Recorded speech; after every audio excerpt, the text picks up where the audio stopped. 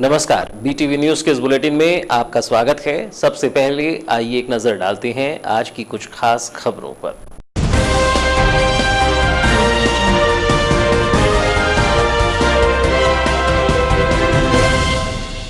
PG महाविद्यालय में पुनः सीटें बढ़ाने की उठी मांग। 50% सीटें बढ़ने के बाद भी छात्र एडमिशन से वंचित। कोरोना काल में पीजी महाविद्यालय बना छात्रों की पहली पसंद। प्रभारी प्राचार्य ने कहा, अब नहीं बढ़ाई जाएंगी सीटें। 3 सीटों के लिए महाविद्यालय में जमा है 250 फॉर्म।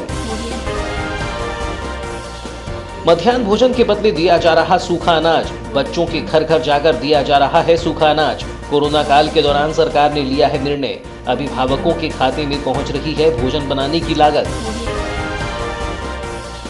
नाराज बीएसएनएल कर्मचारियों ने किया प्रदर्शन। 26 नवंबर को होगा संगठन का उग्र आंदोलन। बीएसएनएल की 4G सुविधा प्रारंभ किए जाने की गई मांग। 10 सूत्री मांगों को लेकर कर्मचारियों ने किया प्रदर्शन।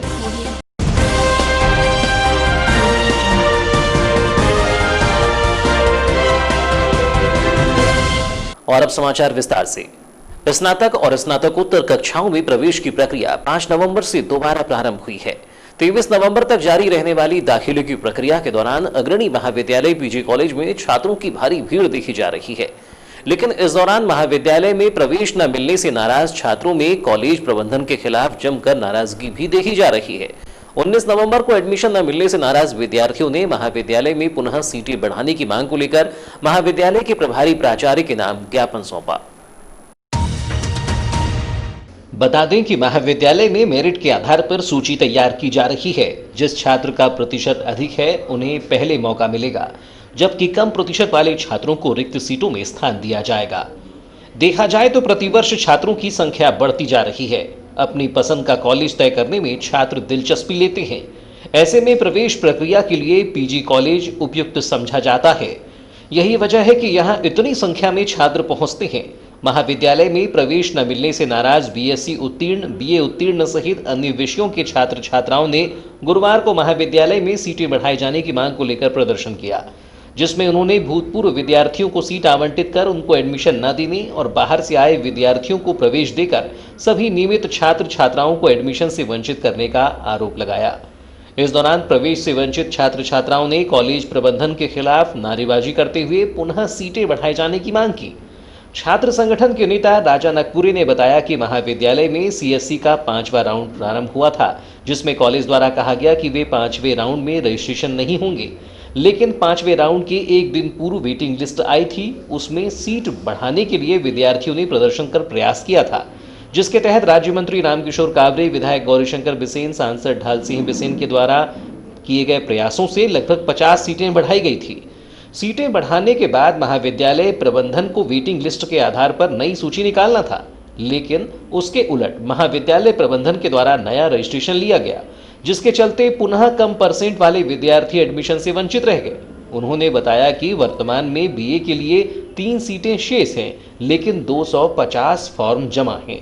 5वां राउंड जो हमारे महाविद्यालय में चालू हुआ था, तो उसमें हम लोग को प्रिंसिपल सर और समस्त स्टाफ से गाइडेंस दिया गया था कि 5वें राउंड में रजिस्ट्रेशन नहीं होंगे। लेकिन उसके 5वें राउंड के एक दिन पहले जो लिस्ट आई थी, वेटिंग लिस्ट, उसमें यहाँ पर बहुत सारे बच्चे जो थे जिन्होंने सीट बढ़ाने के लिए हंगामा किए थे। हमारे मंत्री साहब, हमारे विधायक जी और हमारे सांसद जी से मुलाकात किए थे, तो उन लोगों के आश्वासन से कम 50 सीट बढ़ाई गई थी। तो 50 सीटों में देखा जा रहा था कि जो वेटिंग लिस्ट के आधार पर लिस्ट निकालना था, लेकिन वो वेटिंग लिस्ट के आधार पर लिस्ट नहीं निकाली गई। उसमें नया रजिस्ट्रेशन लिया गया। नया रजिस्ट्रेशन होने के कारण जो परसेंटेज वाले बच्चे थे वो फिर से वापसी आ गए। तो जो बेचारे जो कम परसेंट वाले थे, तो वो बेचारे पूरे एडमिशन से वंचित रह गए। छात्र नेता राजा नकपुरी ने बताया कि इस संबंध में प्रभारी प्राचार्य से चर्चा की गई, तो उन्होंने बताया कि अब महाविद्यालय में सीटें नहीं बढ़ाई जाएंगी, जिसके चलते अब जो विद्यार्थी बचे हैं वह एडमिशन से वंचित हो जाएंगे। उन्होंने बताया कि कोरोना संक्रमण के चलते जिले के बच्चे अब जिले के बाहर नहीं जाना चाहते, इसलिए पीजी महाविद्यालय में एडमिशन प्रक्रिया में हजारों की संख्या में बच्चे पहुंच रहे हैं। हमारी पुनः प्रशासन से मांग है कि 30 से 40 सीटों को पुनः प्रावधान किया जाए, जिसमें वेटिंग लिस्ट के आधार पर एडमिशन लिया जाए। तो आज देखा जा रहा है कि मात्र 3 सीटें, लेकिन कम से कम 250 फॉर्म अभी भी काउंटर पर जमा है बीए डिपार्टमेंट में। और हमें अभी प्रिंसिपल सर से हमें जानकारी मिली कि सर ने बोल दिए कि अब सीट नहीं बढ़ पाएगी। तो जो बच्चे लोग हैं, जो बच चुके हैं हमारे छात्र जितने भी हैं, तो उनका एडमिशन वंचित हो जाएगा। तो उनके लिए हम बोल रहे प्रशासन से एक मांग करें कि कम से कम 30 या 40 सीट का एक बार और प्रावधान किया जाए और उसमें नए मतलब न्यू रजिस्ट्रेशन ना हो, ओनली वेटिंग लिस्ट के आधार पर एडमिशन लिया जाए, ताकि सारे बच्चों की परेशानियां दूर हो जाएगी। सभी बच्चे लोग ये चाहते हैं कि उनका एडमिशन हो जाए। ऐसे में कैपेसिटी के आधार पर भी तो एडमिशन करने की बाध्यता है आपके कॉलेज में। हाँ, बाध्यता है। कैपेसिटी के अनुसार ही एडमिशन लिया जाएगा ना, उससे अधिक कैसे लिया जाएगा? कैपेसिटी के अनुसार एडमिशन होते, लेकिन दिक्कत ये होगी कोरोना महामारी के चलते हुए जो बच्चे बाहर एडमिशन लेते थे वो बच्चे अब कुछ बालाघाट जिले का सबसे अग्रणी विद्यालय है हमारा जड़शंकर त्रिवेदी, तो सभी बच्चों की इच्छा है यहाँ पर पढ़ने की, सभी लोग यहाँ एडमिशन ले रहे हैं, बाहर जाने को कोई नहीं देख पा रहा है, जिस वजह से यहाँ पर एडमिशन की मारामारी हो गई। तो अब परिस्थितियों को देखते हुए कम से कम प्रशासन इस साल जो है थोड़ी सीटों में वृद्धि करे और सभी बच्चों को एडमिशन लेने के लिए बाध्य करे। मामले में महाविद्यालय के प्रभारी प्राचार्य गोविंद सिरसाठी ने बताया कि शासन के नियमों के तहत ही महाविद्यालय में एडमिशन प्रक्रिया की जा रही है। आज कुछ छात्र सीटें बढ़ाने की मांग को लेकर पहुंचे थे, जिन्हें जानकारी दे दी गई है कि अब सीटें नहीं बढ़ाई जाएंगी। उन्होंने बताया कि 50% सीटें बढ़ने के बाद शासन के नियमों के तहत ही रजिस्ट्रेशन से वंचित हो चुके छात्र छात्राओं का पुनः रजिस्ट्रेशन किया गया था, जिसके बाद मेरिट के आधार पर उनका एडमिशन किया गया है। लॉकडाउन के चलते मार्च माह से बंद जिले के सरकारी प्राइमरी एवं मिडिल स्कूल के बच्चों को अब उनके घर पर ही मध्याह्न भोजन के तहत सूखा अनाज वितरित करने की प्रक्रिया शुरू की गई है। इसके अलावा प्रत्येक बच्चों के अभिभावकों को 148 रुपए की राशि भी उनके खातों में प्रदान की जा रही है। जिला पंचायत द्वारा आदेश जारी होने के बाद शिक्षा विभाग द्वारा बच्चों को मध्याह्न भोजन वितरण की प्रक्रिया भी शुरू कर दी है, जिसकी जिम्मेदारी संकुलवार शिक्षकों को सौंपी गई है। गौरतलब है कि सरकारी स्कूलों में पढ़ने वाले प्राइमरी व मिडिल स्कूल में अध्ययनरत बच्चों को अभी तक स्कूल में ही स्व सहायता समूह के माध्यम से मध्याह्न भोजन दिया जाता था, लेकिन लॉकडाउन की वजह से मार्च में ही स्कूल बंद हो गए, जिसके चलते बच्चों को मार्च एवं अप्रैल का कुल 33 दिनों का मध्याह्न भोजन के बदले सूखा अनाज, गेहूं व चावल प्रदान किया जा रहा है। जानकारी देते हुए बीआरसी नरेंद्र राणा ने बताया कि योजना के तहत प्राइमरी स्कूल के बच्चों को कुल 3 किलो 300 ग्राम अनाज मिलेगा, जिसमें 2 किलो 80 ग्राम गेहूं एवं 500 ग्राम चावल मिलेगा। इसी तरह मिडिल स्कूल के बच्चों को कुल 4 किलो 950 ग्राम अनाज मिलेगा, जिसमें 4 किलो 200 ग्राम गेहूं एवं 750 ग्राम चावल मिलेगा, जिसका वितरण का कार्य भी समूह संचालकों व शिक्षकों के माध्यम से किया जाएगा। इसके अलावा हर परिवार को एक एक साबुन देने के भी निर्देश दिए गए हैं। कोविड-19 के कारण हमारे स्कूल बंद हैं। स्कूल जब चालू रहते थे तो बच्चों को जो पहली से 8वीं तक के जो बच्चे होते थे उनको पोषण आहार के रूप में प्रतिदिन 2 बजे मध्याह्न भोजन कराया जाता था। चूँकि कोविड-19 के कारण स्कूल बंद हैं तो बच्चों को अब पोषण आहार स्कूल में नहीं कराया जा सकता। इसके बदले में हर बच्चे को उसके हिस्से का जो चावल और गेहूँ है वह प्रतिदिन, जब स्कूल लगता था तो प्रतिदिन प्राइमरी के बच्चे को 100 ग्राम और माध्यमिक शाला के बच्चे को 150 ग्राम खाद्यान्न जो है वो दिया जाता था। तो इसी क्रम में जो है स्कूल बंद होने के बावजूद भी प्रत्येक बच्चे को जितने दिन स्कूल लगता वर्तमान समय में उसका औसत निकालकर जो है खाद्यान्न उनके पालकों को, बच्चों को जो है घर घर पहुंचाकर दिया जा रहा है। बीआरसी नरेंद्र राणा ने बताया कि सूखा अनाज के साथ साथ बच्चों के अभिभावकों को उनके खाते में राशि भी भेजी जा रही है, जिसमें प्राइमरी स्कूल के बच्चे के अभिभावक को 148 एवं मिडिल स्कूल के बच्चों के अभिभावकों के खाते में 221 रुपये की राशि प्रदान की जा रही है। इसमें मध्याह्न भोजन में एक व्यवस्था थी कि 100 ग्राम चावल और 150 ग्राम चावल तो मिलता ही था समूह को। इसके अतिरिक्त उसको बनाने के लिए उसमें दाल, तेल, नमक, मिर्ची, ईंधन, ये पूरी के लिए अलग से एक राशि मिलती थी। प्राइमरी वालों के लिए 4.5 रुपये लगभग और 6.5 रुपये लगभग मिडिल स्कूल के बच्चों के लिए राशि मिलती थी। तो शासन ने यह राशि भी चूंकि बच्चों के हिस्से की थी तो शासन के द्वारा यह राशि भी सीधे भोपाल से बच्चे के खाते में IFMS के माध्यम से सीधे ट्रांसफ़र करके यह राशि भी पहुंचाने का कार्य किया गया है। हमारे विकासखंड में लगभग पूरे बच्चों को राशि प्राप्त हो चुकी है। लगभग 370 बच्चों की लिस्ट हमारे को मिली है जिनके खाते फेल हो गए थे। उन खातों को फिर से सुधार कर हमने अपडेट कर दिया है। भारतीय दूरसंचार निगम को 4G दिए जाने समेत अन्य मांगों को लेकर BSNL कर्मचारी यूनियन के बैनर तले लंबे समय से विरोध प्रदर्शन किया जा रहा है। विरोध प्रदर्शन की इसी कड़ी को आगे बढ़ाते हुए गुरुवार को भी कर्मचारियों ने प्रदर्शन किया और मांगों को तत्काल पूर्ण किए जाने की मांग की है। इस दौरान उन्होंने बताया कि जल्द ही उनकी मांगों को पूर्ण नहीं किया गया तो वे आगामी 26 नवंबर को उग्र आंदोलन करेंगे, जिसमें सेंट्रल के अन्य यूनियन भी शामिल होकर बीएसएनएल की मांगों का समर्थन करेंगे। यूनियन के जिला सचिव नितिन मेश्राम ने बताया कि भारतीय दूरसंचार निगम लंबे समय से लोगों के लिए एक दूसरे के बीच वार्ता के माध्यम से जुड़े रहने का साथी बना हुआ है, लेकिन प्रतिस्पर्धा की इस दौड़ में जानबूझकर बीएसएनएल को 4G सुविधा उपलब्ध न कराकर उसे पीछे किया जा रहा है, जिससे कि दूरसंचार की प्राइवेट कंपनियां इसका फायदा उठा सकें। उन्होंने बताया कि इस समस्या के समाधान के लिए लंबे समय से यूनियन संघर्ष कर रहा है और आगे भी करता रहेगा।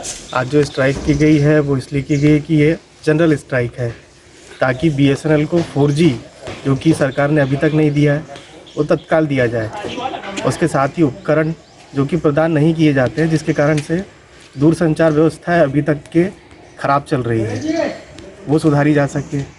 दूसरी चीज़ कि हमको 1/1/2017 से पे रिवीजन देना था, जो कि आज दिनांक तक नहीं दिया गया है। समय पर वेतनमान मिले, समय पर वेतन मिले। और बीआरएस के समय हमसे ये कहा गया था कि आपको इस पैकेज में रिवाइवल का पैकेज होगा, इसमें 4G होगा और सारी चीज़ें होगी। 1 साल हो गया है जो कि अभी तक मिला नहीं है। उन्होंने मांगों को लेकर बताया कि बीएसएनएल की 4G सेवा तत्काल शुरू की जाए और उपकरण प्राप्ति में प्राइवेट ऑपरेटर की तुलना में कोई भेदभाव न किया जाए। 1 जनवरी 2017 से तृतीय वेज रिवीजन का निराकरण किया जाए, कॉन्ट्रैक्ट वर्कर्स की छटनी बंद की जाए और कार्यों की अंधाधुंध आउटसोर्सिंग बंद की जाए। छटनी किए गए कॉन्ट्रैक्ट वर्कर्स को पुनः काम पर वापस लिया जाए। 1 जनवरी 2017 से पेंशन रिवीजन का निराकरण किया जाए। नॉन एग्जीक्यूटिव के लिए प्रमोशन पॉलिसी लागू की जाए। अधिकृत अस्पताल में कैशलेस इलाज की सुविधा सुनिश्चित की जाए। कोरोना महामारी से दिवंगत हुए कर्मचारियों को पोस्टल कर्मचारियों की तरह 10 लाख का नगद मुआवजा दिया जाए। सीधे भर्ती हुए कर्मचारियों के लिए 30% न्यूनतम एन्यूशियन लाभ लागू किया जाए। कैजुअल लेबर्स के वेजेस संशोधित किए जाएं। इस दौरान संजय रामटेके, वीएन चौवन, नितिन ब्रह्मे, नितिन मेश्राम, शिवलाल सोनबिरसे, विशाल रैकवार, विशाल बुर्डे समेत अन्य कर्मचारी मौजूद रहे। गुरुवार को माखनलाल चतुर्वेदी विश्वविद्यालय से मान्यता प्राप्त कंप्यूटर शिक्षण संस्थानों के संचालकों की आवश्यक बैठक का आयोजन किया गया था। बैठक के दौरान संस्थानों को आगे बढ़ाने और जिले में कंप्यूटर शिक्षा को बढ़ावा देने के उद्देश्य से एक संगठन का गठन किया गया। बैठक के विषय में जानकारी देते हुए संगठन के जिला सचिव आशीष मिश्रा ने बताया कि माखनलाल चतुर्वेदी विश्वविद्यालय से मान्यता प्राप्त कंप्यूटर शिक्षण संस्थानों के संचालकों की आज एक आवश्यक बैठक सिंधु भवन में आयोजित की गई थी, जिसमें जिले के विभिन्न गांव तहसीलों में कंप्यूटर शिक्षा को बढ़ावा देने सहित जिले में माखनलाल चतुर्वेदी विश्वविद्यालय से मान्यता प्राप्त सभी कंप्यूटर संस्था को एक सूत्र में बांधना है एवं कोरोना काल में होने वाली परेशानियों से कंप्यूटर संस्थाओं की समस्या को शासन प्रशासन को अवगत कराना है, जिसको लेकर आज बालाघाट माखनलाल चतुर्वेदी तकनीकी एसोसिएशन का गठन किया गया है, जिसमें कंप्यूटर संस्था के संचालकों को जिम्मेदारियां सौंपी गई हैं। एजुकेशन के लेवल को आगे बढ़ाना, ये आप सभी जानते हैं कि इस लॉकडाउन के दौर में सबसे ज़्यादा जो प्रभावित हुआ है वो एजुकेशन सेक्टर प्रभावित हुआ है। और इससे उभर कर, क्योंकि हमारे बालाघाट में बहुत अच्छी चीज़ ये है कि महाकौशल क्षेत्र में सब में अच्छा एजुकेशन का लेवल अगर हम देखा जाए तो बालाघाट जिले में ही है। तो उस लेवल को हम कैसे कायम रखें लॉकडाउन के बाद भी, और उसको किस तरीके से बालाघाट जिले में आगे बढ़ाएं एजुकेशन के लेवल को, और खासकर टेक्निकल एजुकेशन को लेवल को लेकर, क्योंकि ये सभी जिम्मेदारी हम ही संस्थाओं के संचालकों की है। तो हम उसको आगे बढ़ाने के लिए एक संगठन आज हमारा नियुक्ति हुई है और उसको हम आगे लेके जाएंगे। बता दें कि बैठक के दौरान सर्वसम्मति से अध्यक्ष पद के लिए संजय मिश्रा को मनोनीत किया गया। वहीं संगठन के मार्गदर्शक के रूप में अखिलेश तिवारी, सचिव आशीष मिश्रा, उपाध्यक्ष शुभम कटरे, मूलचंद माहुले, कोषाध्यक्ष अमित सोनवाने, सह सचिव संदीप देशमुख को नियुक्त किया गया। बैठक के दौरान प्रमुख रूप से छविद्र सोनेकर, अमित मोटवानी, वीरेंद्र रामटेके, अश्विनी तिवारी, दिनेश पारधी, हेमंत मुदलियर सहित अन्य उपस्थित रहे। इस दौरान संगठन के नवनियुक्त अध्यक्ष संजय मिश्रा ने कहा कि संगठन के द्वारा समस्त कंप्यूटर शिक्षा से जुड़े संस्थानों की समस्याओं को शासन प्रशासन तक पहुंचाने का प्रयास किया जाएगा। आज माखनलाल विश्वविद्यालय से मान्यता प्राप्त सभी संस्थाओं के संगठन थी हमारी मीटिंग, जिसमें हमारी मीटिंग का मुख्य उद्देश्य है कि हमारा माखनलाल विश्वविद्यालय से मान्यता प्राप्त सभी संस्थाओं का भी एक संगठन हो और हम सभी एकजुट होकर कार्य करें, किसी भी प्रकार की समस्या का निराकरण सब मिलजुल कर करें और कंप्यूटर के क्षेत्र में जो भी अच्छे से अच्छा हो सकता है, जो भी कार्य हो, उन कार्यों को हम सब मिलजुल कर आपस में करें, जिसके लिए समिति बनाई गई। 19 नवंबर को मानव अधिकार जागरूकता विषय पर नगर मुख्यालय के रक्षित केंद्र स्थित सभागृह में रेंज स्तरीय पुलिस वाद विवाद प्रतियोगिता का आयोजन किया गया था, जिसमें पुलिस अधिकारियों और कर्मचारियों ने बारी बारी से संबंधित विषयों पर अपने विचार व्यक्त किए। गुरुवार को पुलिस लाइन स्थित सभागृह में रेंज स्तरीय पुलिस वाद विवाद प्रतियोगिता का आयोजन किया गया। मानव अधिकार जागरूकता पर आयोजित इस वाद विवाद प्रतियोगिता में शामिल पुलिस अधिकारी कर्मचारियों ने 5 से अधिक विषयों पर बारी बारी से अपनी बात रखी। वहीं संबंधित विषय के फायदे व नुकसान का आकलन करते हुए उसमें पुलिस की भूमिका और उनकी जिम्मेदारियों पर अपने विचार व्यक्त किए। आयोजित इस कार्यक्रम के संदर्भ में की गई चर्चा के दौरान पुलिस लाइन रक्षित निरीक्षक नितेश वाइकर ने बताया कि इस कार्यक्रम का प्रमुख उद्देश्य मानव अधिकार के प्रति पुलिस कर्मचारियों और आम लोगों को जागरूक करना है, जिसको लेकर आज एक दिवसीय वाद विवाद प्रतियोगिता का आयोजन किया गया था, जिसमें उप निरीक्षक से लेकर आरक्षक तक के कर्मचारी शामिल हुए। पुलिस कर्मचारी, अधिकारी और आरक्षक, सब इंस्पेक्टर यहाँ मौजूद हैं और सबका मैं आज की इस प्रतियोगिता में सबसे पहले तो मैं हार्दिक अभिनंदन करती हूँ। और काफ़ी दिनों से एज ए जूरी मेंबर आई हूँ और ऐसे भी प्रतिभागियों को देखी हूँ जिनका लगातार साथ बना रहा है। जैसे मैं सुन रही थी, सभी को टॉपिक्स दिए थे, लेकिन हो सकता है कि समय का अभाव है, इस वजह से आप लोग उतने अच्छे से मेंटली। फिलहाल समाचारों में वक्त है एक छोटे से ब्रेक का। ब्रेक के बाद हम फौरन हाजिर होते हैं, तब तक बने रहिए BTV न्यूज के साथ। आइए अपने किचन को आकर्षक एवं सुंदर बनाएं गृह शोभा स्टील पैलेस के साथ, क्योंकि घर बनता है किचन से।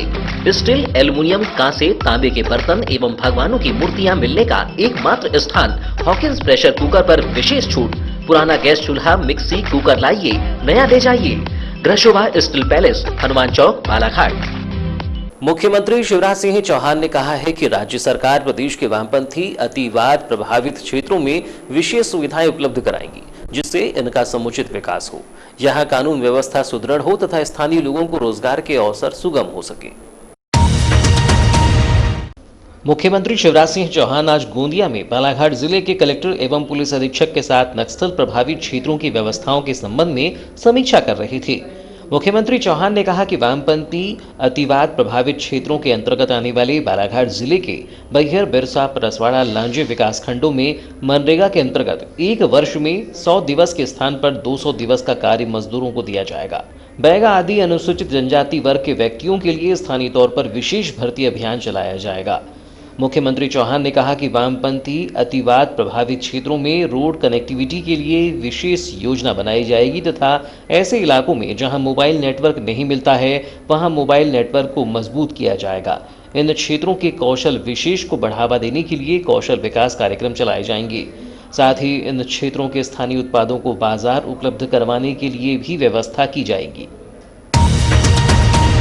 खाद्य पदार्थों में मिलावट से मुक्ति अभियान के अंतर्गत कलेक्टर दीपक आर्य के निर्देशानुसार खाद्य एवं औषधि प्रशासन विभाग की टीम द्वारा 19 नवंबर को बालाघाट सहित लालबर्रा क्षेत्र के विभिन्न प्रतिष्ठानों में पहुंचकर जांच कर निरीक्षण की कार्यवाही की गई। इस दौरान मैजिक बॉक्स की सहायता से लगभग 61 नमूनों की जांच की गई, जबकि 2 नमूने जांच के लिए भोपाल लैब भेजे गए हैं। कार्यवाही के संबंध में खाद्य सुरक्षा अधिकारी योगेश डोंगरे ने बताया कि बालाघाट नगरीय क्षेत्र बस स्टैंड स्थित सती माता मिष्ठान भंडार, स्टेट बैंक के सामने स्थित वैशाली राजपुरोहित, इतवारी बाजार स्थित भगवती राजपुरोहित मिष्ठान भंडार एवं हनुमान चौक स्थित क्रांति स्वीट्स पर जांच निरीक्षण की कार्यवाही की गई तथा विभिन्न प्रकार की मिठाइयों की भौतिक रूप से जाँच की गई। मैजिक बॉक्स की सहायता से कुल 43 नमूनों की जांच की गई, जबकि इसी तरह 18 नवंबर को लालबर्रा में खाद्य एवं औषधि प्रशासन विभाग, राजस्व, अमला एवं पुलिस विभाग की संयुक्त कार्यवाही की गई। इस दौरान Sharda hotel, Gujarati sweets, Jain dairy एवं JK इंटरप्राइजेज में जांच कर खाद्य सामग्री के नमूने एकत्रित किए गए। इस कार्यवाही के दौरान शारदा होटल से 1845 रुपये मूल्य की कोल्ड ड्रिंक्स आउटडेटेड पाए जाने पर नष्ट कराई गई, जबकि गुजराती स्वीट में 18 नमूने मैजिक बॉक्स में जांच किए गए। इसी प्रकार जैन डेयरी से 10 नमूने मैजिक बॉक्स से जांच किए गए एवं 2 नमूने जांच हेतु भोपाल के लिए भेजे गए। अरिहंत ट्रेडर्स से 755 रुपये मूल्य की आउटडेटेड चॉकलेट पाए जाने पर मौके पर ही नष्टीकरण की कार्यवाही की गई।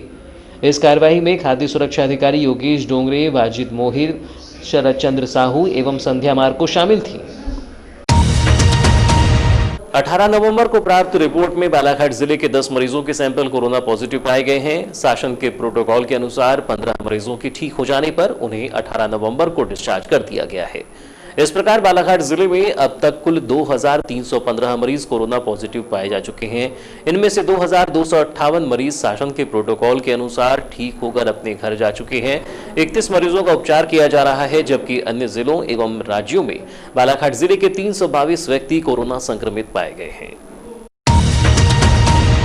मुख्य चिकित्सा एवं स्वास्थ्य अधिकारी डॉक्टर मनोज पांडे से प्राप्त जानकारी के अनुसार 18 नवंबर को बालाघाट जिले के 10 मरीजों के सैंपल कोरोना पॉजिटिव पाए गए हैं। इन मरीजों में नगरीय क्षेत्र बालाघाट के वार्ड नंबर 20 का 30 वर्षीय पुरुष, वार्ड नंबर 17 सुभाष चौक की 62 वर्षीय महिला, लालबर्रा तहसील के ग्राम मानपुर की 61 वर्षीय महिला, परसवाड़ा तहसील के ग्राम सुकड़ी का 21 वर्षीय युवक, ग्राम अरंडिया का 18 वर्षीय व 12 वर्षीय बालक, पुलिस थाना लामता की 40 वर्षीय, 30 वर्षीय व 26 वर्षीय जवान, वार्ड नंबर 13 लामता का 32 वर्षीय पुरुष शामिल है। कोरोना पॉजिटिव पाए गए मरीजों के उपचार के लिए जिला प्रशासन बालाघाट द्वारा पर्याप्त संख्या में बेड का इंतजाम किया गया है। कोविड सेंटर गोंगलई, बालाघाट, बैहर एवं लांजी में 575 बेड एवं ITI के पीछे बूढ़ी बालाघाट में बनाए गए कोविड अस्पताल में ऑक्सीजन सुविधा युक्त 105 बेड का इंतजाम किया गया है। 19 नवंबर को दोपहर 12 बजे की स्थिति में कोविड केयर सेंटर के 575 में से 27 बेड मरीजों से भरे हैं। ऑक्सीजन युक्त ICU बेड पर एक मरीज भर्ती है। 20 मरीजों को होम आइसोलेशन में भर्ती रखा गया है। कोरोना पॉजिटिव 871 मरीजों को आरोग्य कसायम काढ़ा दिया जा रहा है। कोरोना जांच के लिए बालाघाट जिले से 43,203 सैंपल भेजे जा चुके हैं। इनमें से 39,516 सैंपल की रिपोर्ट नेगेटिव आई है। वारासिवनी थाना क्षेत्र अंतर्गत ग्राम खापा में खापा बोदलकसा मार्ग पर बुधवार 18 नवंबर की देर शाम आपस में 2 बाइक टकरा जाने से एक बाइक चालक की मौके पर ही मौत हो गई। मृतक लालचंद बिसेन बोदलकसा का रहने वाला है। पुलिस ने मरकायम कर मामले की जांच शुरू कर दी है। जानकारी के अनुसार वारासिवनी पुलिस को बुधवार की देर शाम किसी ग्रामीण द्वारा सूचना दी गई कि खापा बोदलकसा मार्ग पर एक व्यक्ति अचेत अवस्था में पड़ा हुआ है।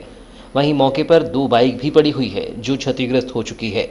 सूचना मिलते ही वारासिवनी थाना प्रभारी नीरज कुमार मीणा तत्काल पुलिस बल के साथ मौके पर पहुंची, जहां बोदलकसा निवासी लालचंद बिसेन अचेत अवस्था में पड़ा हुआ था, जिसके सिर पर गहरी चोट लगी हुई थी। वहीं पास में 2 बाइक भी थी। अचेत अवस्था में पड़े लालचंद को तत्काल 108 एम्बुलेंस से वारासिवनी सिविल अस्पताल भिजवाया गया, जहां BMO डॉक्टर रविंद्र ताथोड़ ने लालचंद को मृत घोषित कर दिया। वहीं गुरुवार की प्रातः लालचंद के शव का PM करवाकर पुलिस ने शव अंतिम संस्कार हेतु परिजनों को सौंप दिया है। फिलहाल पुलिस ने मरकायम कर मामले की जांच शुरू कर दी है। घटना की जानकारी देते हुए मृतक के भाई सुखचंद बिसेन ने बताया कि बुधवार को गांव में मंडई थी। मैं और मेरी पत्नी ड्रामा देखने जा रहे थे, तभी मुझे किसी ने बताया कि खापा रोड पर स्थित जंगल के आगे मेरे बड़े भाई लालचंद का एक्सीडेंट हो गया है। मैं तत्काल मौके पर पहुंचा तो मेरा भाई लालचंद अचेत अवस्था में पड़ा हुआ था। वहीं थोड़ी दूरी पर उसकी व एक अन्य बाइक पड़ी हुई थी। पता चला कि मेरा भाई लालचंद गांव के ही गायकी जयपाल के साथ वारासिवनी गया था। देर शाम जब वह वारासिवनी से वापस गांव लौट रहा था, तभी रास्ते में किसी अज्ञात व्यक्ति की बाइक से उसकी बाइक टकरा गई, जिससे लालचंद गंभीर रूप से घायल हो गया और अन्य बाइक का चालक बाइक क्षतिग्रस्त हो जाने के चलते अपनी बाइक मौके पर ही छोड़कर फरार हो गया। मेरे भाई लालचंद को उपचार के लिए वारासिवनी अस्पताल लाया गया था, जहां डॉक्टर द्वारा उसे मृत घोषित कर दिया गया। सर, हम अपने गांव में मंडई थी जी, तो अपन क्या है शाम को मंडई से आए। अब अपनी इसके पहले की जानकारी कोई मालूम नहीं थी। अपन खाना गिना खाए और हमारे भैया का मकान दूर है, यानी आधा किलोमीटर दूरी पे। तो भैया हम जा रहे थे, बोले उनके यानी मोहल्ले में ड्रामा का कार्यक्रम रखा था, तो हम ड्रामा देखने के हिसाब से अपन दोनों मियाँ बीवी जा रहे थे, यानी पति पत्नी। तो पता चला आधे रास्ते में कि बोले आपके भैया का एक्सीडेंट हो गया। फिर बोले अपन ने बोले कहाँ हुआ है, तो बोले खापा रोड पे, बोले जंगल नहीं गिरने के बाद। तो फिर वहाँ जाके पता लगा कि बोले कहीं वारासिनी गए थे किसी के साथ में, गांव के जयपाल गायकी के साथ, और बोले आ रहे थे तो किसी ने एक्सीडेंट मार दिया अपने, यानी बोदल का से बाइक वाला आ रहा था और ये वारासिनी से घर जा रहे थे। तहसील मुख्यालय परसवाड़ा के जनपद पंचायत के सम्मुख गुरुवार को ट्राइबल वेलफेयर टीचर्स एसोसिएशन व अन्य कर्मचारी संगठन के बैनर तले पुरानी पेंशन बहाल करने विभिन्न मांगों के कर्मचारियों द्वारा मध्य प्रदेश के मुख्यमंत्री के नाम तहसीलदार परसवाड़ा को ज्ञापन सौंपा गया। उल्लेखनीय है कि भारत सरकार ने जनवरी 2004 से पुरानी पेंशन स्कीम बंद कर दी है तथा एनपीएस पेंशन स्कीम लागू की है, जिसके कारण भारत के 60 लाख कर्मचारी पुरानी पेंशन स्कीम पाने के हक से वंचित हो गए हैं।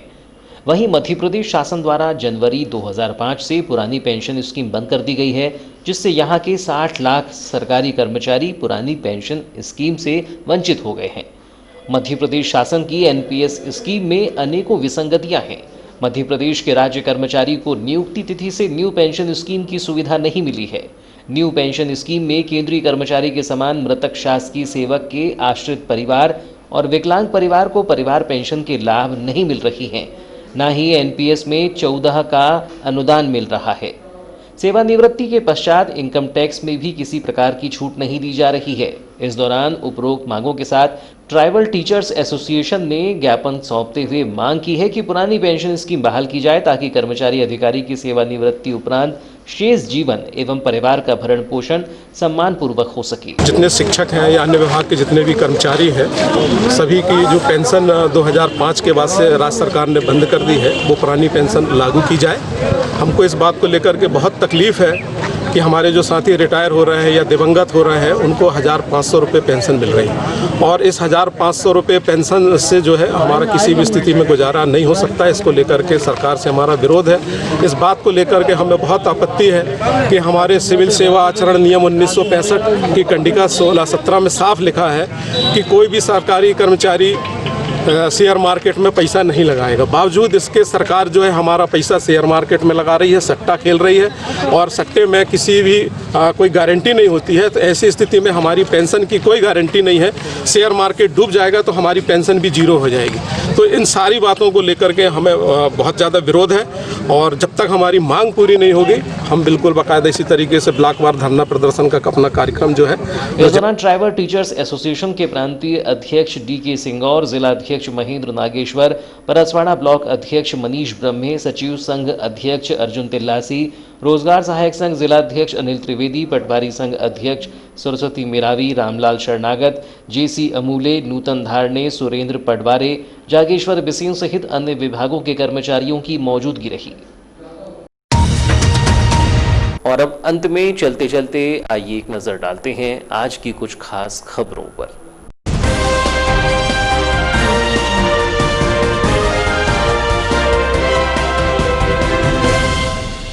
पीजी महाविद्यालय में पुनः सीटें बढ़ाने की उठी मांग। 50% सीटें बढ़ने के बाद भी छात्र एडमिशन से वंचित। कोरोना काल में पीजी महाविद्यालय बना छात्रों की पहली पसंद।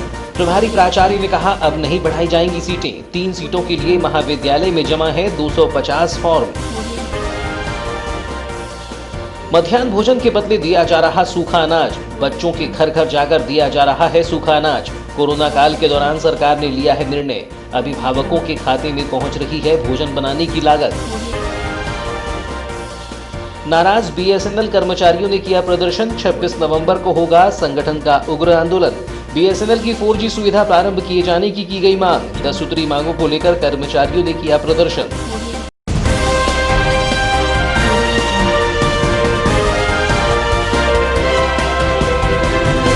तो ये थी अब तक की खबरें। नई खबरों के साथ एक बार फिर हम हाजिर होंगे। तब तक के लिए दीजिए इजाजत। नमस्कार।